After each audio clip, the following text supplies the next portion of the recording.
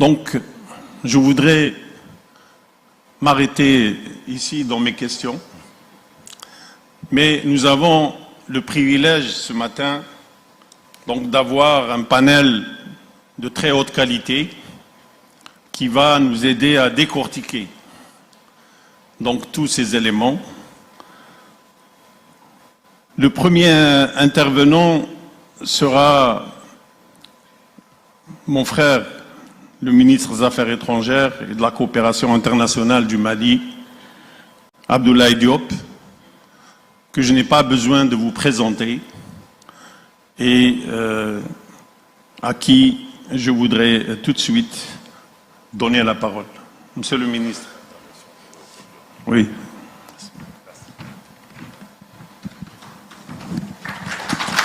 Merci. Oh, mon papier, allez en bas. Merci beaucoup, Smaël Chergui, mon frère et ami, de te retrouver ici en ces qualités. Et je me réjouis naturellement de l'honneur qui m'est fait d'être sur ce podium avec d'éminentes personnalités, dont notre doyen Kokou Kofigo, qui a été un des pères qui ont quand même en tout cas dessiné le chemin des transitions que nous aurons bien voulu éviter sur notre continent. De prime abord, permettez que je puisse, au nom des plus hautes autorités du Mali, saluer le président Faure Ezosimna Gnassingbé, président de la République togolaise, le gouvernement togolais pour cette belle initiative de nous convier ici à Lomé, comme vous le dites si bien, capitale du dialogue, de la tolérance, de la paix et de la réconciliation, fidèle à la tradition qui a été fixée depuis des années par ce pays. Je pense que c'est vraiment très important de se trouver ici. Je voulais en particulier saluer l'activisme, j'allais dire le dynamisme de notre frère Robert Dussé, qui porte brillamment, mais aussi éloquemment, avec efficacité et discrétion, la voix du Togo, mais pas seulement l'action du Togo au plan international. J'ai vu beaucoup de collègues ou d'intervenants hier qui se sont interrogés si c'est un forum de plus ou un forum de trop. Moi, je n'ai aucune inquiétude à ce niveau parce que ce forum n'est pas venu par accident, parce que le Togo est en train de faire ce que le forum envisage comme approche, comme vision pour notre continent. Donc le forum s'inscrit dans le cadre d'une action existence et ce que le Togo nous demande juste de faire la diplomatie, de promouvoir le dialogue pour résoudre nos problèmes. Ça peut paraître trivial ou basique, mais je pense que c'est important si on se rappelle le contexte dans lequel nous sommes dans notre région aujourd'hui, où les chefs d'État du Mali, du Burkina, du Niger, de la Guinée, leurs ministres des Affaires étrangères sont interdits de voyager dans la région. Même dans les pays en guerre, où les pays qui se font la guerre, je crois que les ministres des Affaires étrangères doivent voyager pour résoudre. Comment nous pouvons résoudre les problèmes si on nous empêche même d'aller parler dans les pays voisins? Et à contrario, la CEDEAO veut envoyer des émissaires dans nos pays. On dit non, ce n'est pas acceptable. Sinon, on ne peut pas aller, vous n'allez pas pouvoir venir. Parce que le dialogue, c'est à double sens. Et même dans notre tradition africaine, mais pendant les guerres, les griots à l'époque étaient ceux qui étaient autorisés à parler. Donc je crois que ça peut paraître basique ou trivial, mais on n'a pas encore compris que les problèmes dans lesquels nous sommes confrontés, il faut que nous parlions, il faut que nous dialoguions, et que là où le Mali a trébuché aujourd'hui, d'autres pays peuvent tomber dans le même problème. Donc je crois que je voulais vraiment rappeler ça et rappeler l'importance de ce forum. Sur le thème, Smaël, je pense que tu as déjà touché à beaucoup de ces questions. Quel peut être le rôle des organisations régionales pour pouvoir accompagner les transitions? Je crois que ça veut dire qu'on a déjà un grand défi si nos organisations n'arrivent même pas à organiser le dialogue, n'arrivent même pas à nous parler, n'arrivent pas à jouer leur propre rôle pour pouvoir vraiment souder le monde. Mais moi, j'allais même dire que quel peut être le rôle des organisations régionales pour éviter même qu'on ait les transitions ou les changements anticonstitutionnels? Parce que c'est ça, on est en train de traiter la maladie, on n'est pas en train d'agir sur les symptômes. Et par rapport à cela, je veux mettre 2 points d'entrée de jeu. C'est d'abord pour dire que le multilatéralisme, il faut le comprendre, reste et a un rôle important et essentiel à jouer dans la recherche de la paix, aussi dans la recherche de la sécurité.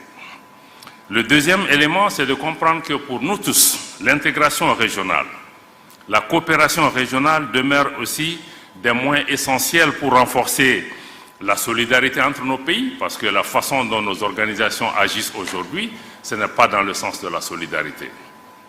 Elles sont même dans certains cas en train de tuer la solidarité. Donc nous devons continuer à transformer nos organisations pour qu'elles deviennent de véritables organisations des peuples, pour continuer à promouvoir non seulement la solidarité, la paix, mais aussi la prospérité. Parce que quand je vois le nombre de jeunes gens qu'on a aujourd'hui dans cette salle et tous ceux qui sont dehors, ce qu'ils attendent de nous, c'est qu'on leur apporte des réponses. Parce que si nous apportons des réponses à ces jeunes gens, nous n'aurons pas besoin d'équiper nos armées pour faire le maintien de la paix tel que nous sommes en train de le faire aujourd'hui. Nous devons aussi avoir ces populations à l'esprit. Comment nos organisations peuvent répondre aux aspirations de nos populations?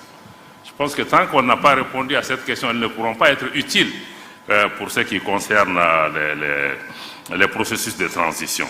Donc, par rapport à cette introduction, je peux dire que le constat est amer, pour commencer. Et amer parce que nous faisons face à une double crise.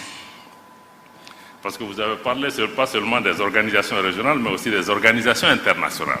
C'est pourquoi je dis que nous sommes dans une double crise. Premièrement, nous sommes dans une crise du multilatéralisme.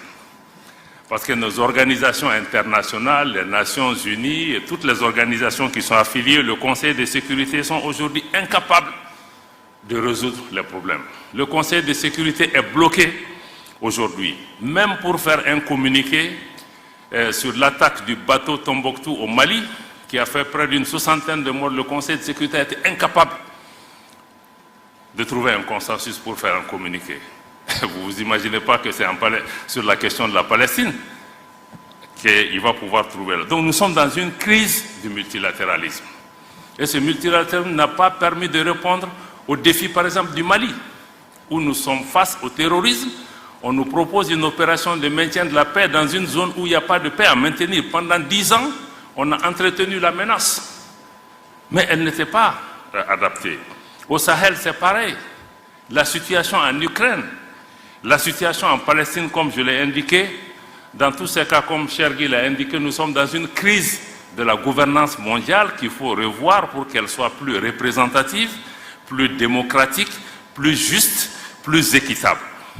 Parce qu'on ne peut pas aujourd'hui demander au pays d'avoir la démocratie en interne et que les relations internationales ne soient pas elles-mêmes démocratiques et qu'un groupe réduit, un club de pays puisse diriger le monde en laissant la majorité des forces économiques, sociales, politiques qui ont émergé aujourd'hui. La situation géopolitique mondiale s'est totalement transformée, mais cette réalité n'est pas reflétée. C'est pourquoi le système multilatéral aujourd'hui, qui nous accuse, nous, régime en transition, de ne pas être légitime, mais ce système même n'est pas légitime, parce qu'il ne reflète pas la réalité géopolitique mondiale. Donc nous sommes dans cette crise, mais par rapport à ça aussi, je voudrais avoir un son un peu différent. Parce que beaucoup disent, oui, il faut que l'Afrique soit au Conseil de sécurité, il faut que l'Afrique soit mieux représentée. Ce qui est vrai. Ce qui est vrai, nous constituons 55 pays. Mais moi, je veux mettre l'accent sur le fait que l'Afrique ne doit pas être là en nombre, mais en qualité, en substance. Parce que si nous avons une Afrique qui vient pour être traînée par d'autres puissances, être une chair à canon qui est répartie entre les puissances, non. Si l'Afrique vient, quelle est sa valeur? Quelle voie différente elle apporte? Parce que nous, dans le cas du Mali, on a vu beaucoup de pays africains au Conseil de sécurité ne nous soutiennent pas. Ils n'apportent même pas une approche différente. Ils votent avec nos ennemis, souvent. Donc je pense que s'il y a une Afrique qui doit avoir la place, il faut que ça soit vraiment une voie différente, mais aussi une voie de plus. Si l'Afrique n'apporte pas son identité dans la gestion des affaires mondiales, je pense que ça ne sert à rien d'être content que l'Afrique est autour de la table, mais elle est autour de la table pour faire quoi? Si elle ne dit pas ce qu'elle doit dire, si elle ne parle pas au nom de nos populations, si elle ne dénonce pas, parce qu'aujourd'hui, certaines de nos organisations sont là pour perpétuer des systèmes néocoloniaux. Ce n'est pas acceptable. Ce n'est pas pour ça qu'on les a établis. Donc je pense que, donc ça c'est le premier point, la double crise multilatérale et aussi l'instrumentalisation de ces organisations internationales, y compris au niveau du Conseil de sécurité ou d'autres organisations. On a vu, la Libye a été attaquée avec une autorisation du Conseil de sécurité des Nations Unies. 10 ans après, on a le problème, ça a déstabilisé tous nos pays. Donc souvent, on se demande si ces organisations même ne sont pas là pour maintenir, entretenir la menace, pour justifier leur existence et voiler leur inefficacité souvent. Et aussi, tout le monde a dénoncé ici depuis la politique de 2 poids 2 mesures enlève la crédibilité à ces organisations. Quand on parle aujourd'hui des droits de l'homme, bon, c'est devenu une religion. C'est devenu une religion. Quand il y a un petit problème qui se passe au Mali, on dit oui, il faut appeler la Cour pénale internationale. Mais en Palestine, ce qui est en train de se passer, ce n'est pas le droit de l'homme. Où est la Cour pénale internationale? Où sont ces donneurs de leçons? Où sont ces pays qui se disent champions des droits de l'homme, qui eux-mêmes soutiennent ce qui est en train de se passer? Je peux donner d'autres exemples par rapport aux droits de l'homme. Est-ce que c'est ça le droit de l'homme? La politique de 2 poids 2 mesures. Si je suis ami avec quelqu'un, je ferme les yeux. Non. Donc ce ne sont pas les principes. Ça enlève le truc. Même la démocratie. On nous accuse des 1000 noms d'Israël, mais en réalité, ceux qui prétendent promouvoir la démocratie, ce n'est pas la démocratie qui est en question, ce n'est même pas l'intérêt de nos pays. C'est leurs propres intérêts. Parce que quand vous voyez que quand la démocratie ou les institutions sont menacées dans le pays, en fonction du fait que ce pays est avec moi ou n'est pas avec moi, ou les nouveaux gouvernements sont avec moi, je me prononce. Est-ce que c'est ça la démocratie? Donc nous-mêmes, nous devons pouvoir vraiment prendre ces questions. Donc je voulais dire que le système multilatéral, sur cette partie de la double crise, est incohérente et inconséquente par rapport aux réponses à nos questions. Maintenant, la deuxième partie de la double crise, c'est maintenant la crise de nos organisations régionales. Ce qui est vraiment le point sur lequel je voudrais pouvoir inviter la réflexion. Je pense que Chergui a beaucoup parlé de cette question. Naturellement, aucun de nous n'est satisfait. Nous, régime en transition, ni les autres, par rapport à la réponse qui est apportée à cette question. La première chose, c'est de mettre l'accent sur l'incapacité de nos organisations à anticiper, à prévenir et à agir en amont. Ismaël a touché sur la question. On dit early warning, early warning. Non, ce n'est pas early warning. Tout ce qui s'est passé au Mali, au Niger, au Burkina, en Guinée, mais on a vu venir, on n'a pas besoin d'être savant. Qu'est-ce qui a manqué? Mais il n'a rien fait, il n'y a pas eu d'action. Et parce que dans nos pays, bon, on est très prompt à agir quand des gens prennent le pouvoir par des coups d'État ou autres. Mais qu'est-ce qu'on fait des présidents qui sont assis et qui posent des actes qui créent la tension dans leur pays, qui manipulent les constitutions, qui manipulent les organes judiciaires, qui créent l'instabilité dans leur pays, qui empêchent aux gens d'être candidats à des élections, etc. Qu'est-ce qu'on en fait? On regarde. Maintenant, quand il y a un changement, je connais même les playbooks de ces organisations. Tout le monde s'élève, mission, on fait 10 sommets qui n'aboutissent à rien. Donc je pense que ça, notre incapacité à anticiper et à répondre est un problème. Et aussi l'absence de solutions adaptées à ces changements anticonstitutionnels. Parce qu'on a l'impression que, comme les anglophones le disent, one size fits all. Quand il y a un problème au Mali, quand il y a un problème au Gabon, quand il y a un problème au Tchad ou ailleurs, on a la même solution. On a le même remède pour toutes les solutions. Est-ce qu'on peut être un peu plus créatif, que ce forum nous aide aussi à avoir du recul, à se dire que oui, chaque situation est peut-être différente. Les pays, le Mali, le Niger, le Burkina font face à une situation sécuritaire extrêmement compliquée, extrêmement difficile, et où des pays ont perdu 40 à 50% de leur territoire face à l'insécurité. Mais qu'est-ce que ces organisations ont fait pendant ce temps? Le ministre, le général Toumba en a parlé ce matin. On n'a vu personne. La CEDEAO elle-même et même l'Union africaine, ils ont sous-traité cette responsabilité aux Nations Unies qui elles-mêmes n'étaient pas capables de répondre à cette question. Aujourd'hui, le Mali, le Burkina ou le Niger dépendent 25% de leurs ressources propres pour faire face à la lutte contre le terrorisme.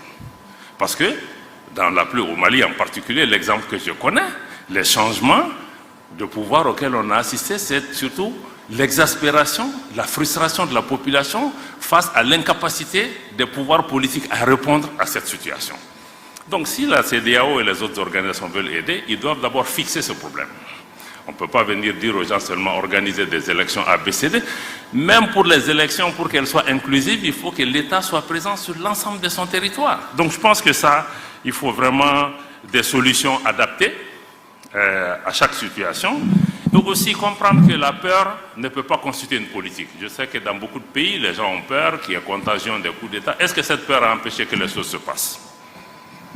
Donc au-delà de la peur, moi je crois qu'il faut qu'on soit pragmatique. Comme le cas du Niger, on l'a indiqué. Ce qui s'est passé, il ne faut pas être devin, mais il faut engager les gens, il faut parler avec les gens pour trouver des solutions.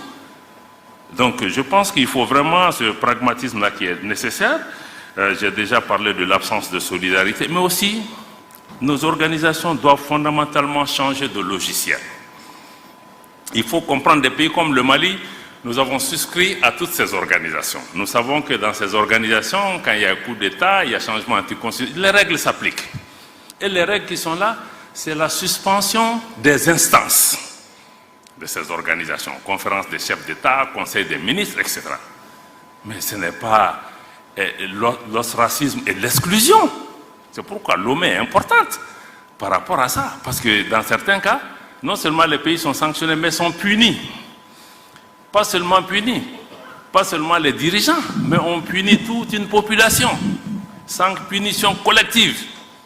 Parce qu'on cherche le président, on cherche telle ou telle chose. Est-ce que le peuple nigérien mérite qu'on lui coupe l'électricité, l'eau, la nourriture, les médicaments? Par rapport à ce qu'est-ce qu'elle a à voir dedans?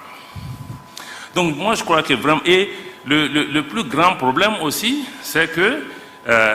non, on va même au-delà de ça. On envisage une intervention militaire. C'est pourquoi le Mali, le Burkina, on a mis le pied tout de suite. Pour dire que si on attaque le Niger, parce que ce n'est pas la démocratie qu'on cherche à promouvoir, on cherche à avancer l'agenda d'une ancienne puissance coloniale qui a perdu pied et qui utilise nos organisations pour revenir. Ce n'est pas acceptable. Et nos organisations ne doivent pas constituer une menace pour nous et nos populations. Quand je vois la CEDEAO, je vois l'Union africaine, je vois la BCEAO, ça doit me rassurer. Mais aujourd'hui, ces organisations nous font peur à nos populations, constituent des menaces dans certains cas. Donc ça, c'est extrêmement important qu'il faut qu'elles changent leur logiciel pour sortir du mode punition-sanction, parce que si la sanction marchait, le Burkina a basculé quand le Mali était sous sanction. Le Niger a basculé, donc quelque part on doit s'arrêter comprendre, est-ce que le tout sanction, tout punition, ça marche?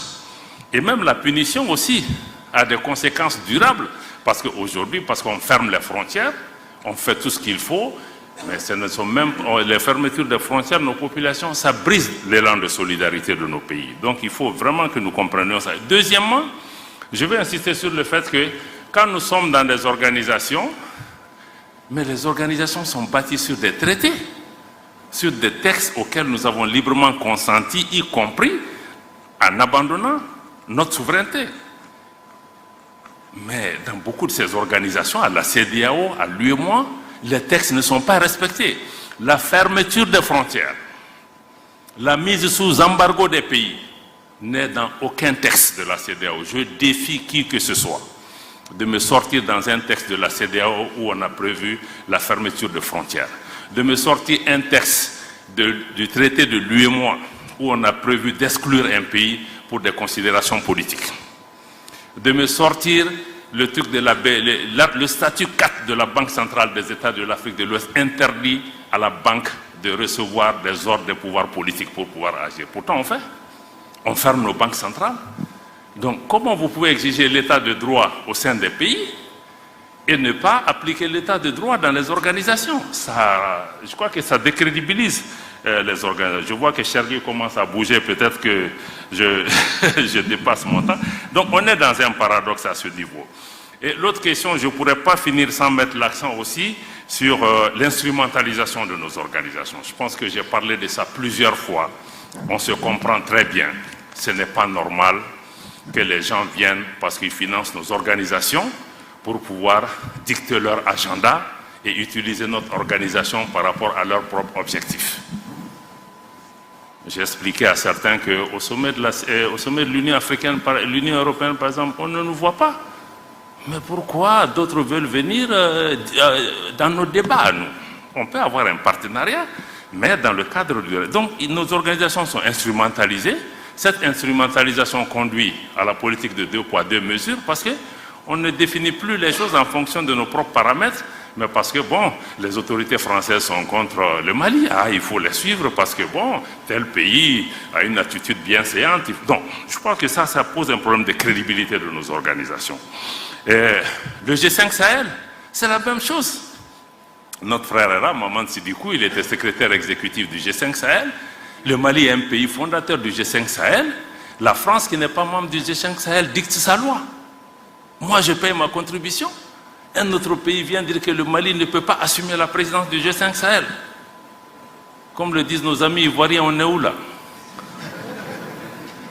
Donc ça, ce sont des problèmes. Ce n'est pas qu'on imagine, mais c'est réel. Donc ceci nous amène à nous interroger sur la crédibilité. Aujourd'hui, la jeunesse africaine, j'ai entendu beaucoup de gens, nos populations se posent comment ces organisations sont perçues. Moi, je suis certain que ces puissances qui jouent ce jeu, leur objectif même, c'est de décrédibiliser nos organisations. Quand ils disent, ouais, on est derrière la CEDEAO, et vous prenez le micro souvent pour prédire, on a vu des ministres français, ou même le chef de l'État, prédire les conclusions des sommets de la CEDEAO sans qu'aucun responsable de l'organisation les rappelle à l'ordre. Donc, je pense que c'est ça. Bon, donc, je pense que par rapport à tout ça, qu'il y aura définitivement un impact sur l'intégration, la solidarité africaine si on ne prend pas des mesures.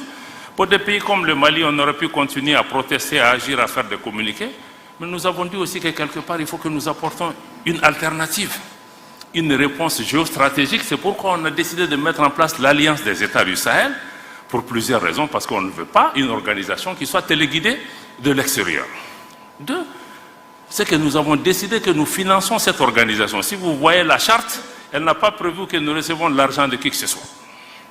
Pour être très clair. Donc, s'il y a des réponses sécuritaires, ça doit être des réponses sécuritaires à la hauteur de nos moyens. Et les moyens, nous en avons. Nous ne sommes pas aussi pauvres que ça, parce que c'est la géopolitique qui crée cette pauvreté et l'entretien. Donc nous voulons aussi proposer une nouvelle approche de la solidarité et de l'intégration régionale. Chaque pays a une voix, pratiquement un droit de veto par rapport à tout ce qui se décide. Nous voulons aussi travailler pas seulement sur les questions sécuritaires à travers cette alliance militaire, mais aussi travailler sur les questions de développement, y compris les questions monétaires qui sont tabous aujourd'hui. Nous allons toucher à toutes les questions, comment notre organisation peut répondre aux attentes des populations du Liptako-Gourma. Ce qui est important aussi dans cette organisation, c'est qu'il y a une volonté populaire. Les populations, il y a une symbiose entre nos populations qui soutiennent cette initiative. Donc ça me semble être important. Donc en conclusion, et pour terminer, je pense que pour que nos organisations soient crédibles, il faut qu'elles soient elles-mêmes capables d'apporter les changements qui sont attendus par les populations. En premier lieu, il faut d'abord qu'elles remplissent leur vocation première, qui est de réaliser la solidarité africaine, l'intégration africaine. Et 60 ans après les indépendances, aucun de nous ne peut être fier du résultat de nos organisations en termes d'intégration. Aujourd'hui, si on ne prend que la libre circulation des personnes et des biens, les non-africains circulent plus librement en Afrique que nous-mêmes. Je ne parle pas des infrastructures, je ne parle pas d'autre chose. Je ne parle même pas du financement de nos organisations. Donc, je pense que on ne doit pas blâmer les autres. Est-ce que nous-mêmes, on a fait le travail qu'on devait faire pour que les autres nous respectent? Peut-être que si l'intégration on était même avancée, on a beaucoup de systèmes de coups d'État et autres qu'on n'aurait pas. Donc, je pense qu'il faut renforcer la solidarité. Mais il faut surtout des organisations où un leadership africain est affirmé et assumé. Parce que quand on parle de solution africaine, c'est qu'il faut un leadership africain. Et le leadership africain, c'est qu'il faut que les autres nous respectent. Il faut qu'on impose une respectabilité aux autres pays. Ce n'est pas parce que vous êtes des grands pays, vous êtes ceci, cela, que vous allez pouvoir venir. L'Afrique, ce n'est pas un pays. C'est 55 pays. C'est des populations avec une tradition, une culture millénaire, avec leur fierté. Donc je pense que nos organisations doivent pouvoir se ressaisir. Chacun de nous, dans nos organisations, travaillons à faire de nos organisations des peuples et non des organisations d'État ou de chefs d'État ou de groupes. Je pense que tant que nous n'allons pas dans cette direction, nous aurons toujours des problèmes parce que nos populations ne sont pas impliquées, que souvent même les chefs d'État et nos leaders n'arrivent pas à tenir face à cette ingérence extérieure. C'est ce que je voulais partager avec vous en restant à l'écoute pour les questions qui peuvent venir, mais je crois qu'il faut que nous-mêmes nous posions les bonnes questions, mais tout ce dans quoi nous sommes les premiers responsables. Merci.